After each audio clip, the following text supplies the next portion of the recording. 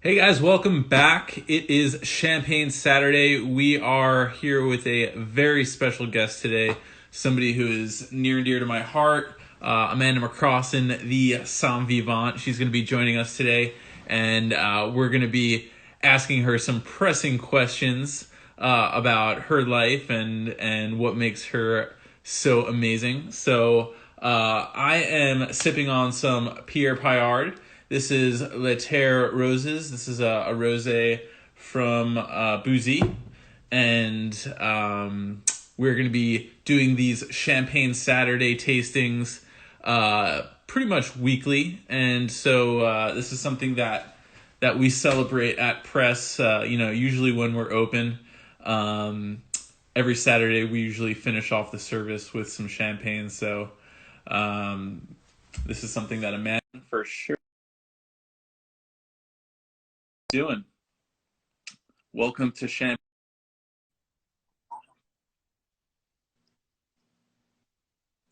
Hey, can you hear me? Hey, how are you? Can you hear me? That's Are you ah, you can hear me now?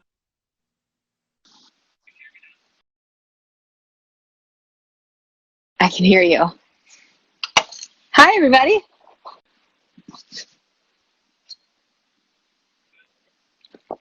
I can you're kind of in and out. I saw your mom's here though. Hi, Lois.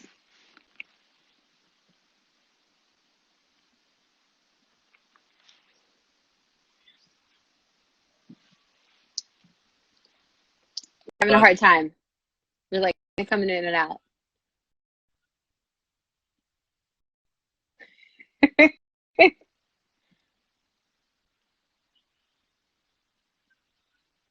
can you hear me?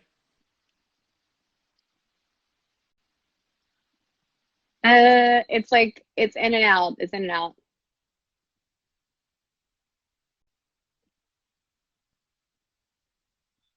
No, I got it. I can hear you now. Is it delayed at all? Yeah, that's much better. Okay, cool. So Um, I a see little you're bit, yeah. sipping on something. It looks pretty delicious. What do you have? It's very delicious. I'll unsheath. I'm drinking Le Hert Frere. So this is the Old Tradition. So this is 60% Meunier, 30% Chardonnay, and 10% Pinot Noir. Very cool. And So where'd you get it? yeah, I actually got it down the street, at Gary's. I know the other Layer Fair, which is the Blanc de Blanc, which Wine Access has.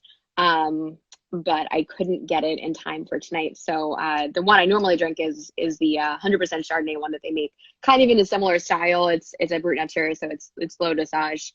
Um, Yeah. beer. Jonah's saying it's in and out. I don't know if that means the video's in and out or if he's alluding to something else. But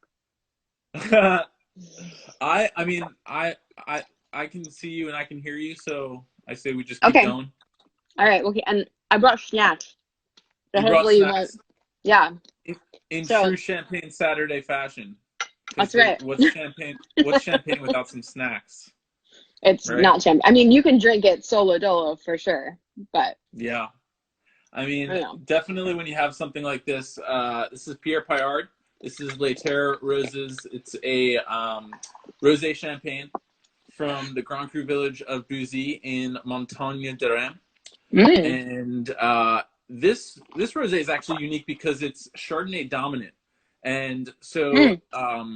Antoine Payard, who is the winemaker, eighth generation winemaker under the Pierre Payard label, actually has a large holding of Chardonnay vines in Bouzy, which is predominantly known to be a Pinot Noir village.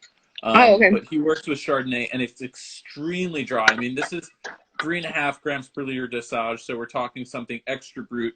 They only add a little bit of rouge to give it that color, Uh-huh. and so you can tell it's definitely very light and crisp.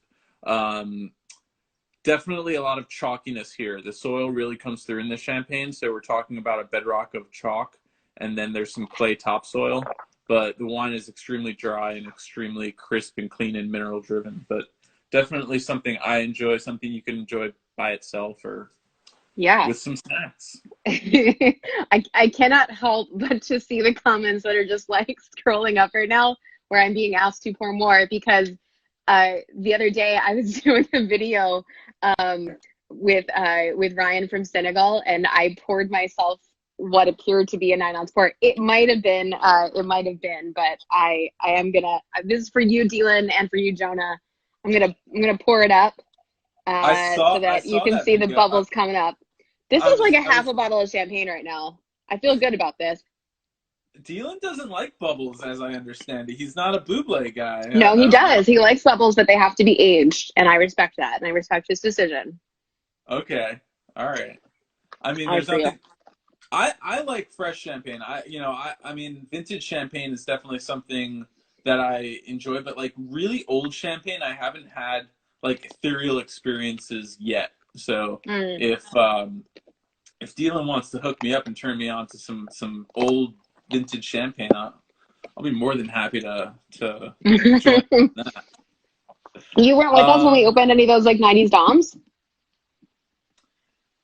it's just not like what I love about champagne is the linear focus and kind of like that minerality that comes through on both vintage and non-vintage. But I mean, everything I love about champagne kind of just withers away when it gets extremely old. And I know Mm. that like that may not be the popular opinion, but it's just my preference. So you know, Yeah, so I get it. I mean, yeah, I like it. I like both.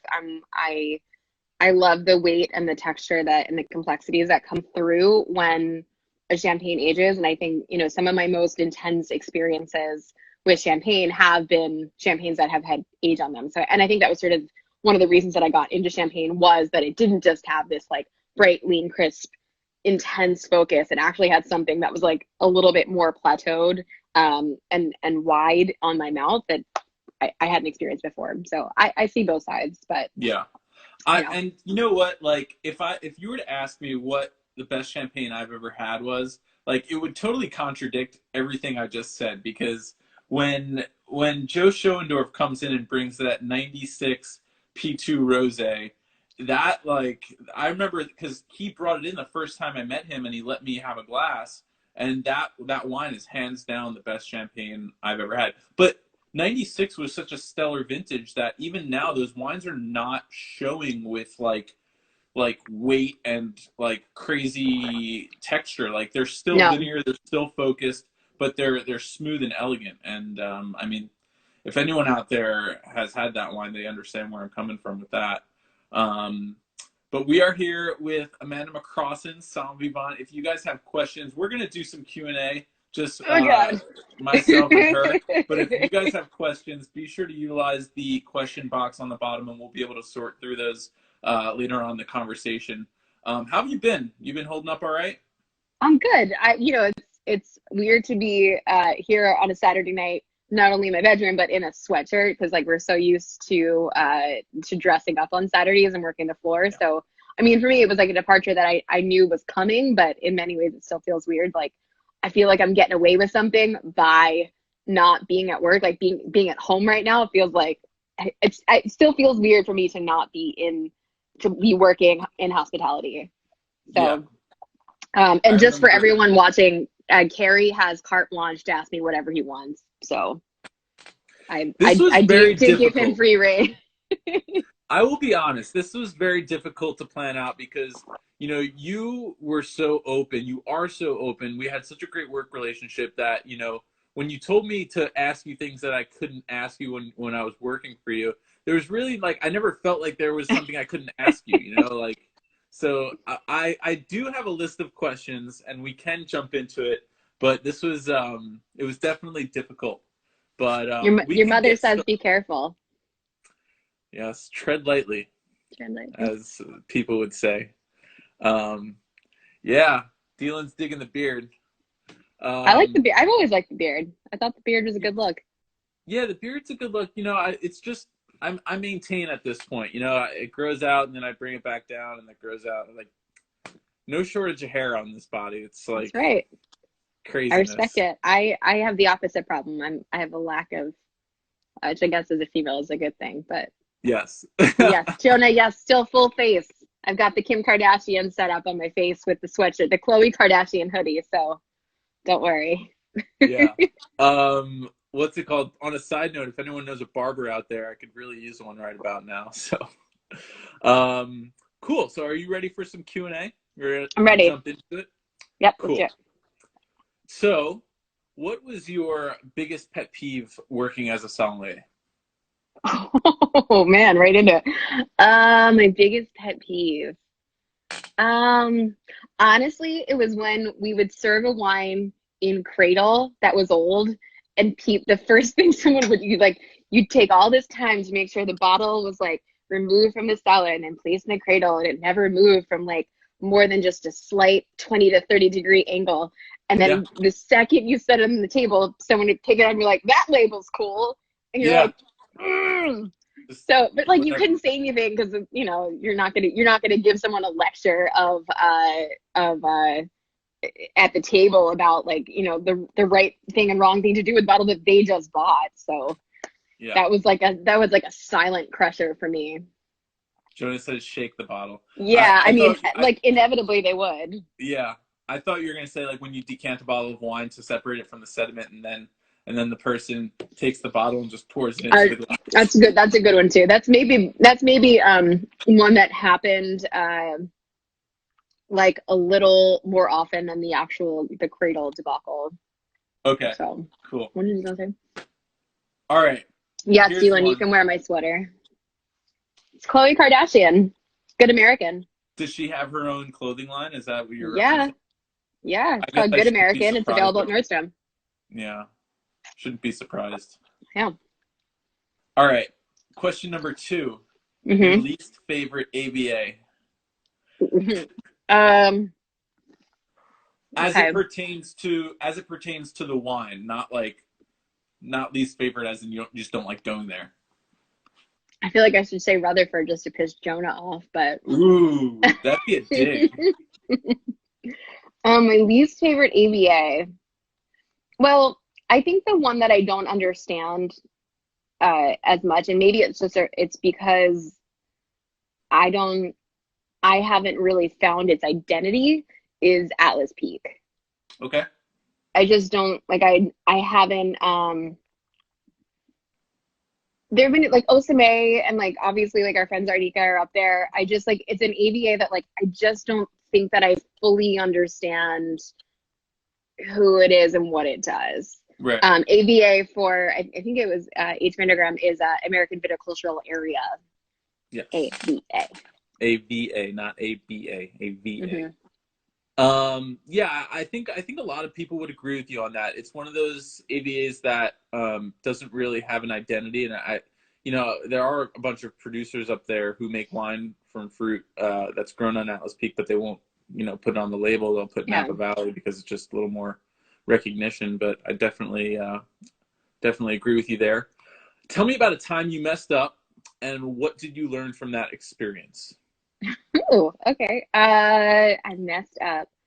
Well, the first time I messed up and I think this was something that hopefully I taught you guys a time or two, or at least gave you the tools to learn yourself, was, I think people came into the restaurant a lot and said they'd start by saying, I'd ask them questions and I'd say, what do you really like? What do you drink at home? And they'd say, we drink a lot of Burgundy and Bordeaux. And I will never forget the first time that I took that and I ran with it and I was like, great, let's do this. And I think I served them, it might have been a Philippe Tongy. It was something like old worldly. And I served the bottle. Actually, you know what it was? It was a Volker Isley, and it was like a 2006. And I served it and they were like, they didn't like it at all. Yeah. So, and I was still working with Scott at the time, and I was with Scott, like, they don't like the model, and he was like, well, how'd you sell it? And that was always the first question. I think like something that that we did often too was like, how'd you sell the wine? Yep. And so I was like, well, they said that they really like Burgundy and Bordeaux. And he was like, well, did you dig in? And I was like, no, like they said that they love Burgundy Bordeaux. And he was like, you got to dig in. Like that was Yeah. your first mistake. So like that's on you for not asking me a question like, all right, so like what from Burgundy Bordeaux? Because obviously, as we've learned working in Napa Valley, if someone says, I love Napa Valley, like you have to dig in a little bit further because there's a lot of Yeah. different interpretations. So not only is there a lot of interpretations of two old world regions, there's also a sort of misunderstanding, I think, and no fault of their own as to what Burgundy and Bordeaux stylistically means. So they were coming in expecting things like they had gone to wineries basically, and wineries would say this is very Burgundian in style or this is very Bordelais in style. And that sort of got caught up in their head. And they're like, that sounds fancy and exciting. I'm going to use that always. And then that soundbite sort of reverberated and they'd bring that to the table and I would bring them something in my mind that seemed like the right thing. And it wasn't. So that was the moment that I learned to ask more questions. So that's what I learned from it. Yeah, and I think that one of the most common questions I get asked when I'm tableside is, do people ever send the bottle back? And what my answer to that is that if people sent the bottle back, then I didn't do my job correctly. And it's for all the reasons that you just said, is that, my job is to manage the expectations of the guest and pinpoint what exactly they love about Napa Valley. Like, so, yeah, great answer. What is your greatest strength and what is your greatest weakness? Oh, college application questions, huh? My greatest strength, I'm very open-minded. I think I can see a lot of sides of almost every story. I'm not a super hot-headed person. I try not to let emotion get in the way of just being objective, even though it's sort of, it's impossible in some ways to be objective versus subjective. But I think my open-mindedness can also be a weakness in the sense that like I am a little bit gullible. I think I believe a lot, and I guess my biggest weakness beyond that would be I am absolutely catastrophic when it comes to geography and navigation. Like I have no skills, and it doesn't matter how hard I try. I have like no directional understanding. Like I to this day still have to like in my mind, like, is it east and west? Like it's really bad. And it's super embarrassing for me to even admit, but like I have a really, really hard time. If I drive somewhere like 15 times, I might not be able to get to that time again without a map. I'm the same way. It's kind of weird. What do you want to do differently in your next role? I want to give myself a little bit more. I want to be a little bit more forgiving of myself if I don't do everything correctly, or if I don't get it all done on time, or I think I don't cut myself a lot of slack. I think I keep myself up at night with the projects that I haven't gotten to, with the things that I haven't done, with the people that I haven't responded to. And I'm very fortunate to be on the busier side of things, but I think that I'm not good at taking breaks. I'm not good at taking days off. I'm not good at just like giving myself the opportunity to breathe. And I hope that I can do more of that. But the reality is like, I'm a classic workaholic. I always have been since I was a kid. And I don't know, can I really change? Probably not, but I'm going to try.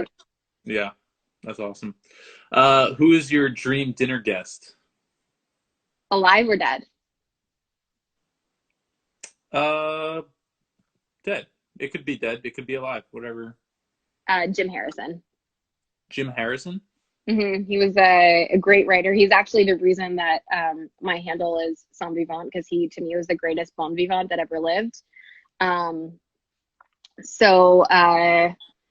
He probably was most famous like globally because he wrote Legends of the Fall. And he was a Michigander. He was born and raised Michigan, wrote a lot about Michigan. and he was a great food and wine lover. He was friends with Lula Pinot from Tempier, and he loved like Tempier and wines in the southern France.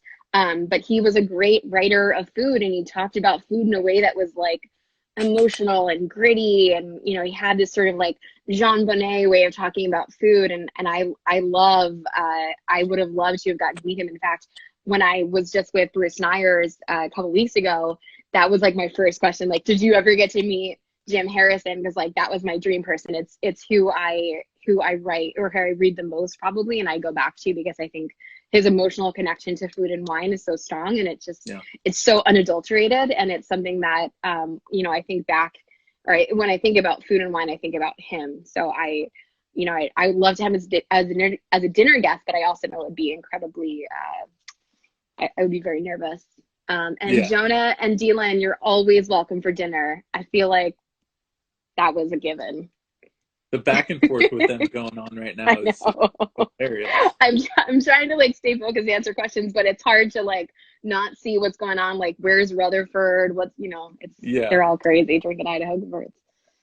Among the people you've worked with, who do you admire and why? Oh, that's a really tough question. I think I admire a lot of things about a lot of people, and I know that's the political answer, but I think that everyone has something to offer. Kelly and Scott were certainly two people that I was incredibly fortunate in my career to get to work with every day. And I was actually just watching your interview with her. It was really fun to watch her talk about the birth of press and the wine list, and so I admire both of them. They both operated with a no holds barred attitude. They, you know, were two people who like really didn't let stereotypes get in the way of discovery. And you know, Kelly is an academic and an intellectual, and someone that I admire for doing what she does. So I mean, they were two people that I think had the most influence on me, and two sommeliers that I respect immensely, because not only of their skill set and their knowledge, but just who they were as sommeliers, and they were people that I wanted to be like, and so I think I emulated them the most. Excellent. That was a great answer. But you know, I think I didn't really get the chance to work. I didn't get the chance to work so much with Leslie Rudd, but you know, I think he was someone that I admired for doing what he did and having the audacity to do what he did with the press wine list. I mean, he was really the reason that Scott and Kelly had carte blanche. Yeah.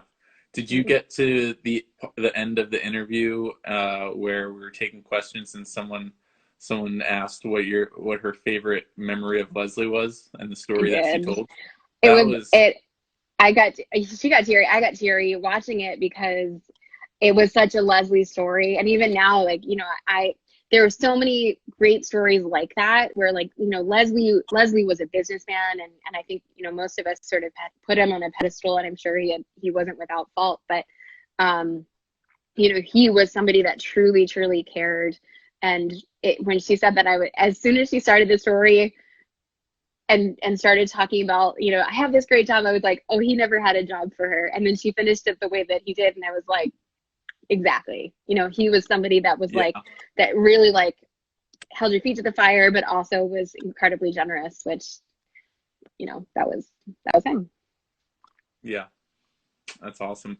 One thing you wish I would have done differently, if there was like a habit or like something that I could have improved on. I think that you guys all had your own journeys. You know, for me, it was, I wanted you to come out of your shell. Like, I wanted you to be you. You have such a great personality, and I think that's coming through on these interviews.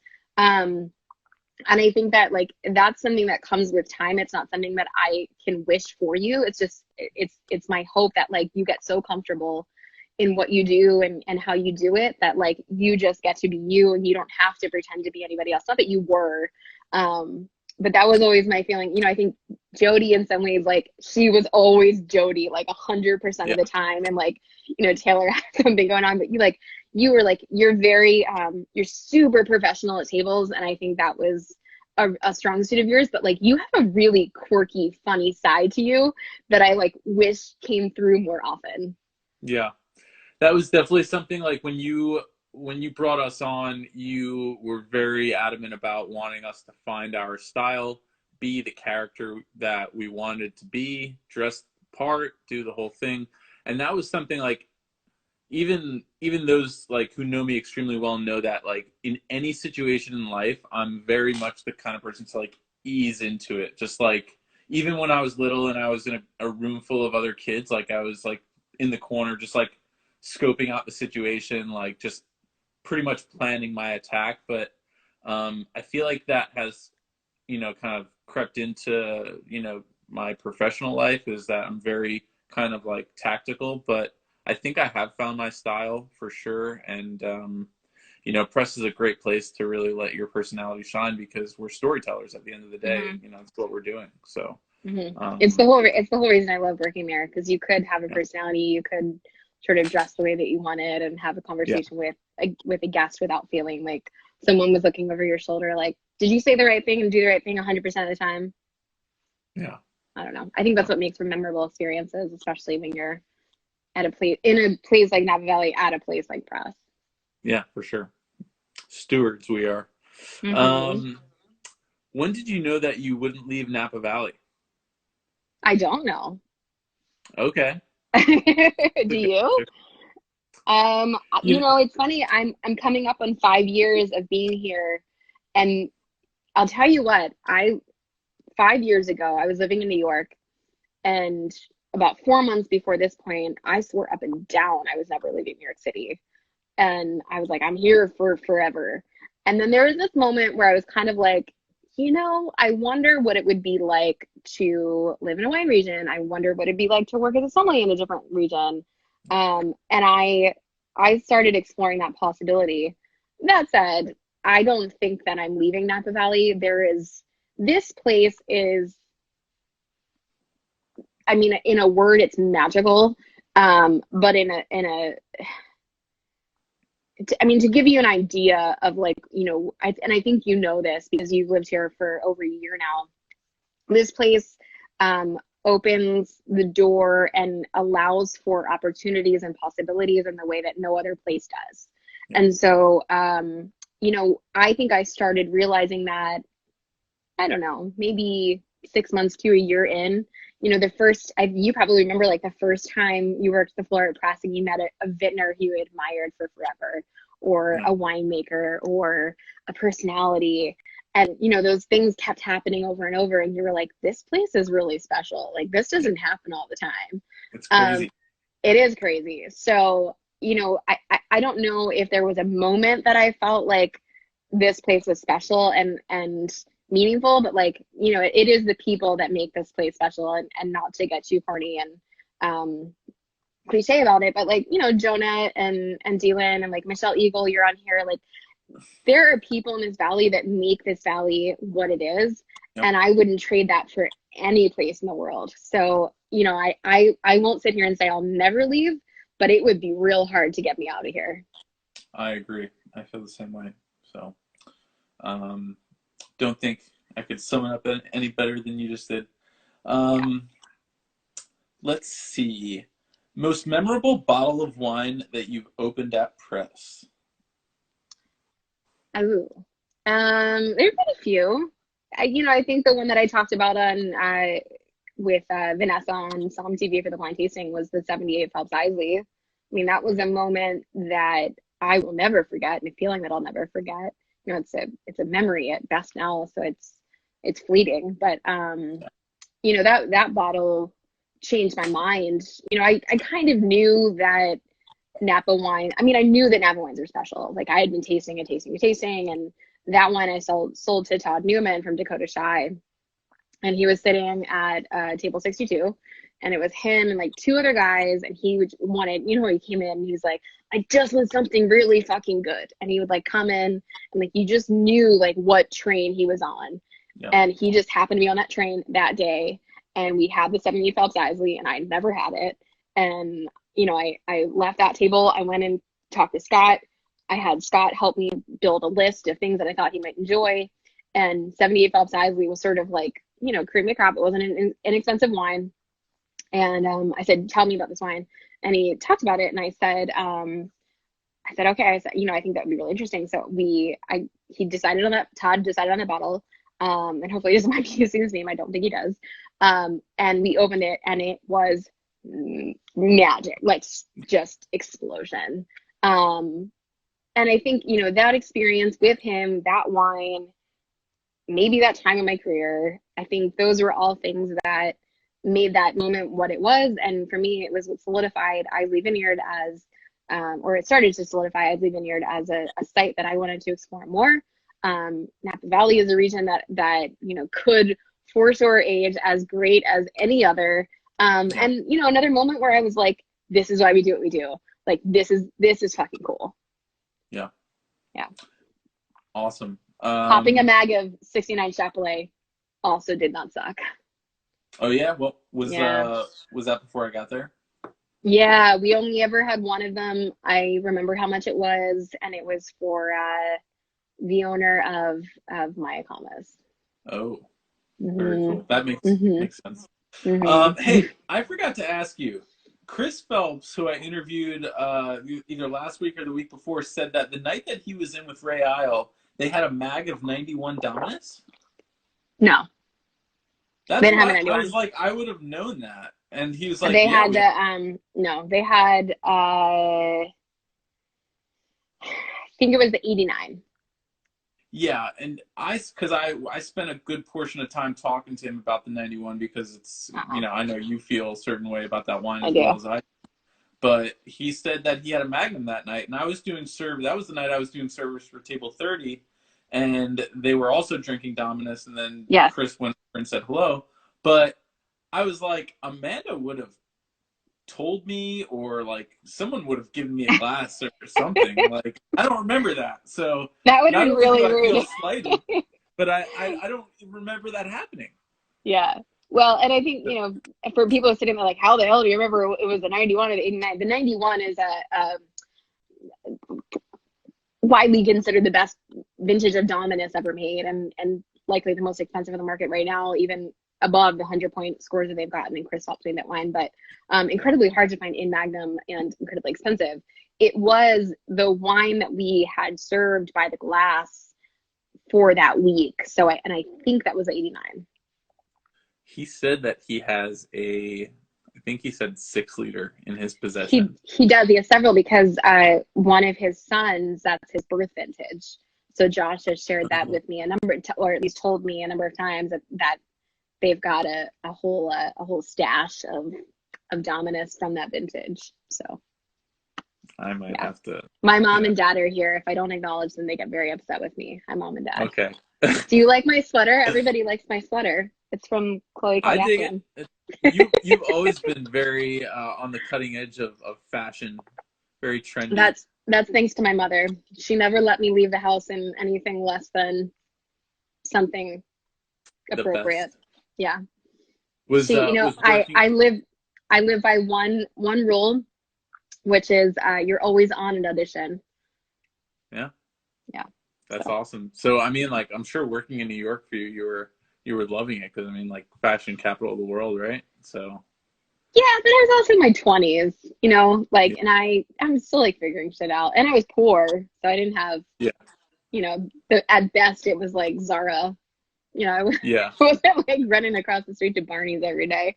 Tried to. They didn't have that service that you use. Was you and Jody love that dress? It's like they did, you know, they did. So Rent the Runway. Rent the Runway. Yeah, actually, you're right. I did utilize Rent the Runway because that started the last 2 years, I think, of me living there. Rent the Runway was starting to beta test the unlimited subscription, and the best part was that they were messengering all of your outfits, so you were getting stuff like same day.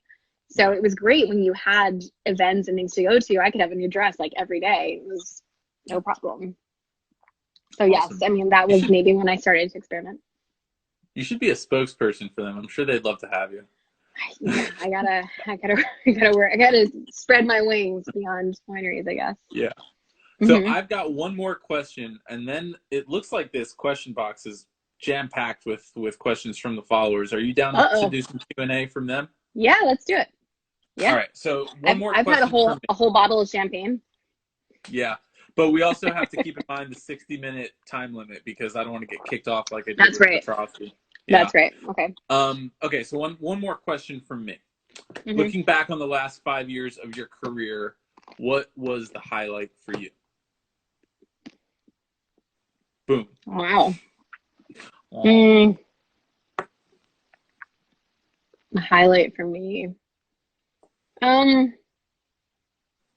I've had two favorite nights, and they were Napa Valley. I think, that was like, it can't exist anywhere else. Yeah. And it couldn't exist with any other people in the world. So, and the first and second one were different. I get teary-eyed about it because it's, it was my baby, and it was something that I hope will continue. But God, those nights were so special. So, and Yeah. it was harvest. It was all your friends. Everybody was opening wine. Yeah, that was a highlight for sure.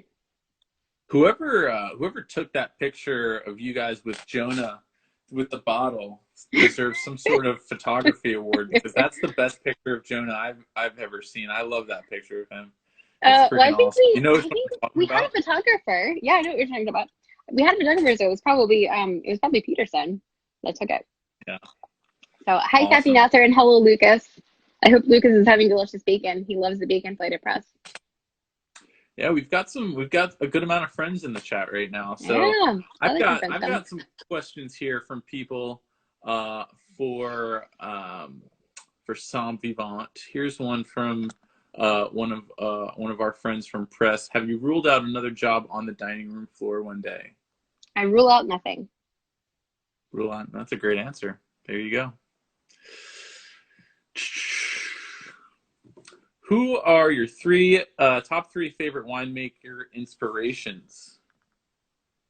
Chris Phelps, Philippe Tongy, Tim Trotsky. Solid.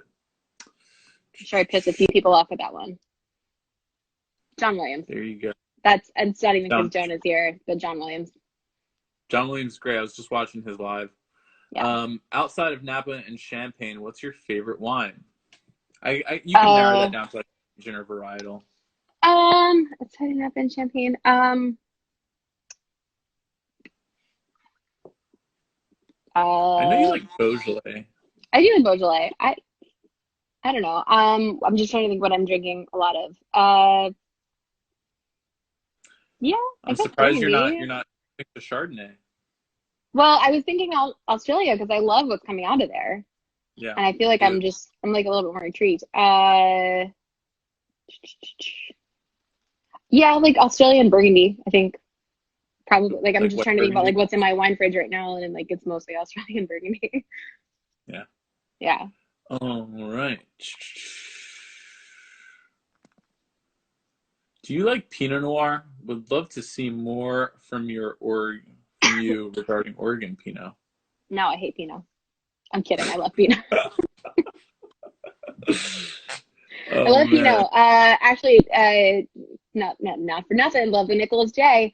Yes, I love Oregon Pinot Noir. I love Oregon Chardonnay. I think Oregon is really exciting, and I think there's a lot of really great wines coming out of there. Although I will tell you, I'm still very much in the exploratory phase of things, and I think that's been partly why I haven't talked about it. I think when you learn a region like I have with Napa, there's a slice of humble pie that's served when you go to try and talk about another region, because you're like, do I sound like an asshole right now talking about another region like I know something? Because I feel like I do.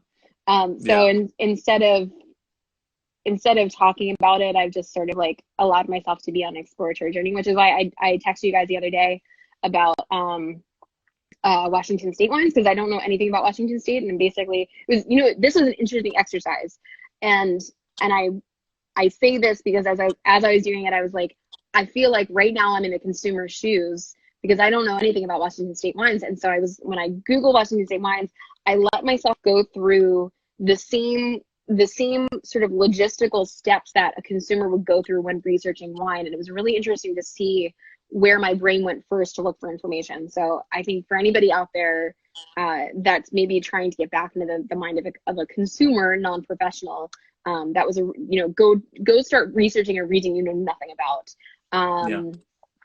And do you really think I'm going to answer who I love more, you, Jonah, or Dylan? Never, not even like a chance. I was gonna throw in the who's your favorite child, but I knew you wouldn't answer that. Oh, so. I would never answer that. I truly don't have one. You guys are all so different and wonderful in your own ways. I know you did not that you need me to tell you this, but you did a great job, hiring, because initially I didn't agree with you hiring such different personalities, and this was probably most evident on the first night of service when Jody and I got into a little bit of an argument. Yeah. And I went home thinking, why would she hire completely different people? Like what was she thinking? But it worked out, because it's like we all have different things to offer, and we're all like, people will say, oh, they're friendly with their coworkers. Like, we have each other's backs. We are friends.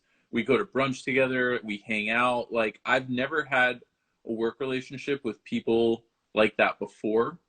And it's something that I didn't know why you did it at first, but towards like later on, like I was like, it makes sense now.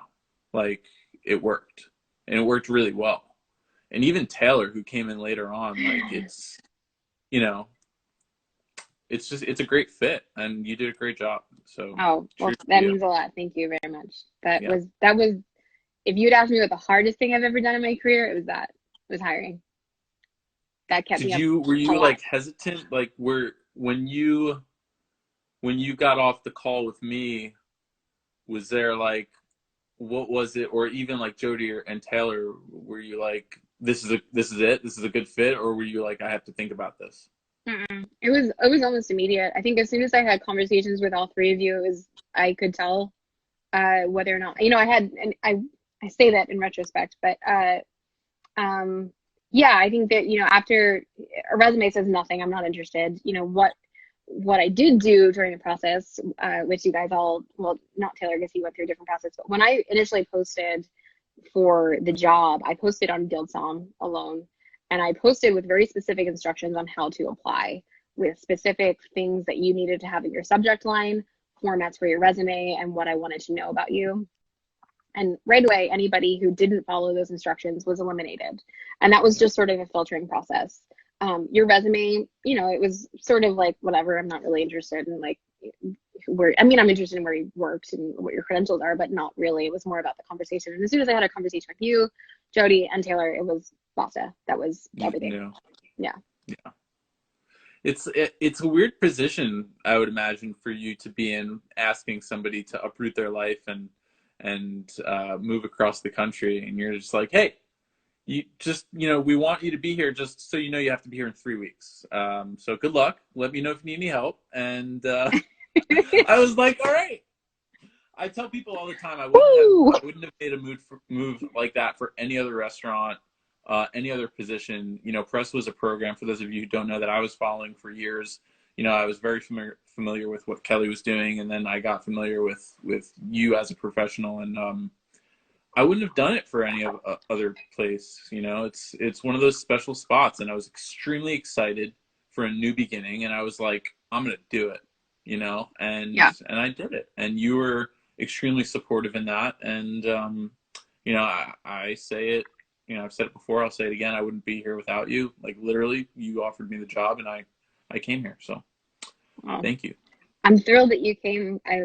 You guys trusting me to uproot your lives and move across the country and do what you did. It wasn't lost on me. It was something I had done myself. And so I knew the pressure that was riding on that decision for you guys. And so I did try to make it as easy as I could. And I tried to make the right decision.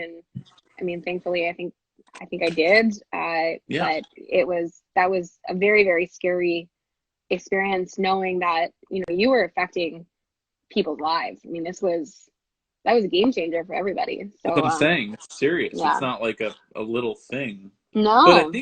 But but I think you did it like yourself. So it Hmm. wasn't like you were asking somebody to do something that you've never done before. You know, because it's like that would be a totally different situation. But you did everything that you were asking me to do, you did yourself. So you knew that it could be done.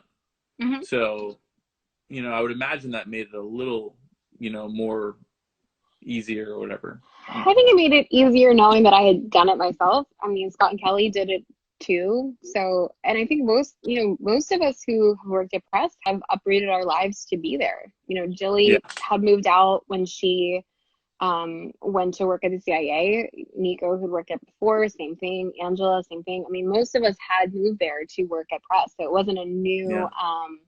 a new concept. But yeah. I was more so referring to the amount of time that you had, because even you had to be there like in a couple of weeks. Oh, It yes, wasn't like someone saying, "Hey, take your time." yeah, So that's what yeah. I'm saying.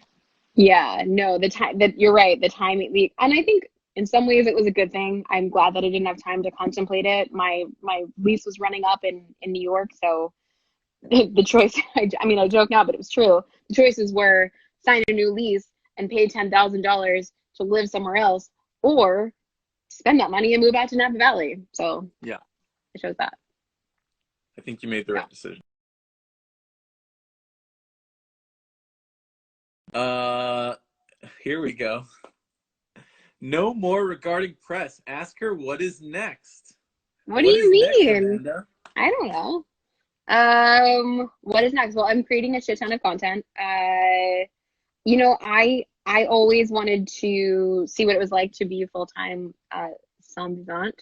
So I'm gonna do that. So I'm gonna be making more content, making more helping others make content, and I don't know. I just wanted to give myself the freedom and flexibility to be able to say yes or no to more things. So I don't know exactly what I'm doing, but I'm not. I'm not looking at other restaurant jobs. I think everybody sort of assumed I was like uprooting and going somewhere else. That I'm was the not. first question I asked you. I Yeah. said, because I was like, I'm going where you're going. Oh, So, yeah. I mean, I think it's sort of an annoying answer, but like, the reality is like, I'm just gonna do me for a little bit. I have entrepreneurial tendencies. I wouldn't say I'm an entrepreneur by birth, but I am someone that really values her freedom and flexibility. And so I wanted to see what that was like without someone giving me a paycheck on the regular. They say a steady paycheck is the most addictive thing, so I'm trying to break the habit. yeah, Yeah. it's definitely outside of the comfort zone, Huh? not having that steady direct deposit, right? Mm-hmm. I think a lot of this country is in that zone right now where we're not Yes. getting paid. Yes. Not that we have a choice. Right. Yeah. So, alrighty.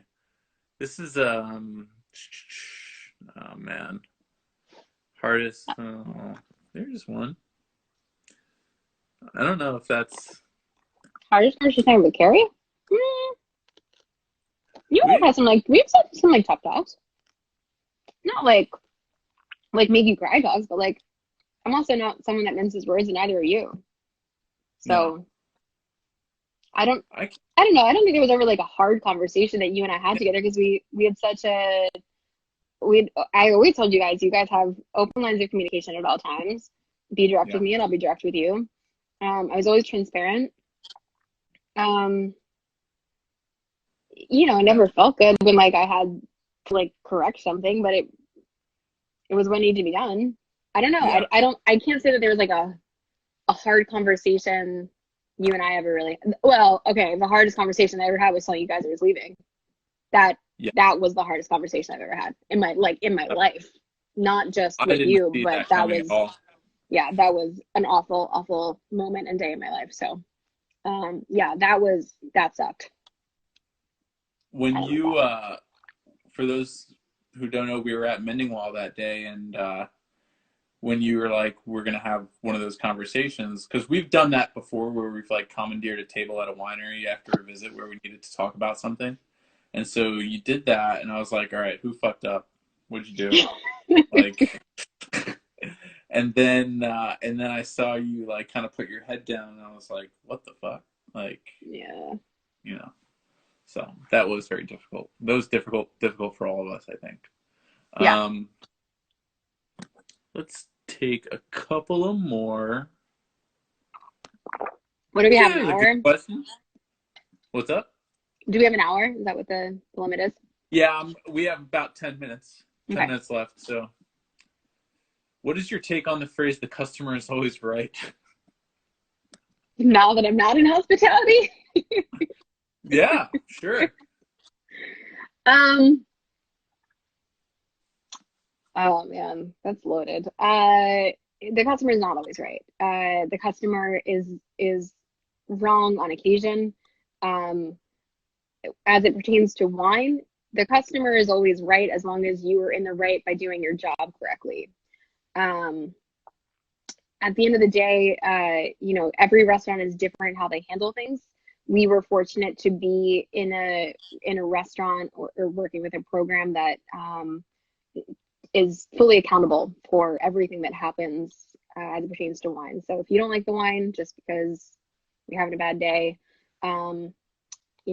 that's on us. But there was no room for any sort of illicit behavior. There was no room for inappropriate behavior, for condescending talk. And I think, when you say the customer is always right, no, the customer is not always right. If the customer is wrong, we will tell them and we will ask them to leave. So there have been moments where we've needed to say, y'all need to go. Yeah. Unfortunately, it's not often, but we live in Napa Valley, which is an adult playground, i.e., like Disney World. So people are getting drunk off their asses and coming to press Yeah. at the end of a long day, and there is some belligerent behavior that is unacceptable. And in those cases, no, the customer is not always right. But I'd say, the majority of the time we were able financially to be in a position where if there was an issue, and it was very rare, you chalked it up to whatever, and we absorb that. And so I think that's important if you were running a wine program or own a restaurant. It's important to factor that into your costs, because there will be someone that sends back a $500 bottle of wine, and there will be very little you can do about it. And as a restaurant, you kind of have to take the onus on yourself to make it right. Yeah. It's definitely a tricky situation. The one thing that I remember one of my mentors telling me is that as long as the customer or the guest leaves happier than when they came in, that's really all that matters. Yeah. And sometimes it's not in your control. And I think you Yeah. need to be okay with that too. Some people just by nature don't want to be happy. Right. This is But true. we're lucky. We see a lot of happy people. I mean, I don't understand why people wouldn't be happy. You're eating at, a world-class restaurant in the heart of Napa Valley. It's like, and like your chick says that you're staying at Meadowwood, so it's like, why are you not Get happy? your shit together. Let's go. Well, we are winding down. I don't want to get kicked off. So we'll probably wrap it up here. I don't know if there's anything that you want to touch on or anything you want to make light of, but I've asked all of the pressing questions that I have. No pun intended. Yeah, pressing questions. No, but I love you to death, and I miss you very much. And the one kind of silver lining to this whole thing is that you're still here in Napa. So, once this whole thing blows over, we have to reconvene at Charter Oak and Yes. give you a proper send off. But that is the official hangout of the press wine team. Yeah, this was great. Yeah.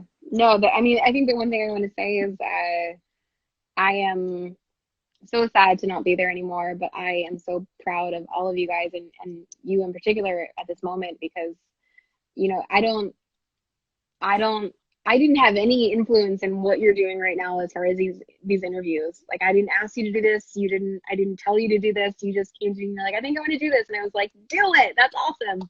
And I think they've all been really amazing interviews. I watched you go through these sets of questions with Kelly and Beth and Dan and Chris, and they're really well researched and well done. And I think it just makes me, not that I had a hand in any of it, but it makes me super proud to have worked with you, to have been partially responsible for getting you to Napa Valley and calling you one of our own. So I think it's amazing that you're doing what you're doing, and I'm super, super proud. Thank you. And Yeah. you totally had a hand in it because you influenced me. You influenced me every day and in what you do and your motivation and your positive attitude. It's all something that has had a huge impact on me and the professional that I've become in the last year. So I'm not shy about, telling people how much I love you and how much I appreciate everything you've done and that you're my favorite person here. So Oh, well, thank you. I'm just happy that you're still here. So Me too. even though we don't work together anymore, but I'm honored to have you and be able to call you a friend. So thank you. Absolutely. The feeling is mutual. Well, I think we should cheers to that, right? Or no? Do we have more questions? Yeah. We don't Cheers. have time for questions, unfortunately. We will get kicked off, and I don't want that to happen. So cheers Cool. to you. Be well. All right. Be safe. Thank you, everyone, for joining. Thank you so much. We'll see you. All right. you. I'll talk to you soon. Bye. All right. Bye. Guys, I hope you enjoyed that amazing conversation with myself and Amanda. I know it was a little bit of a departure from what I've usually been doing, but obviously Amanda's a very special person, and I just wanted to have a heart-to-heart conversation with her and ask her some cool questions. And so I hope you enjoyed that. Breather tomorrow. Tomorrow's Sunday, day for relaxation. I'll be back on Monday with a vintner who is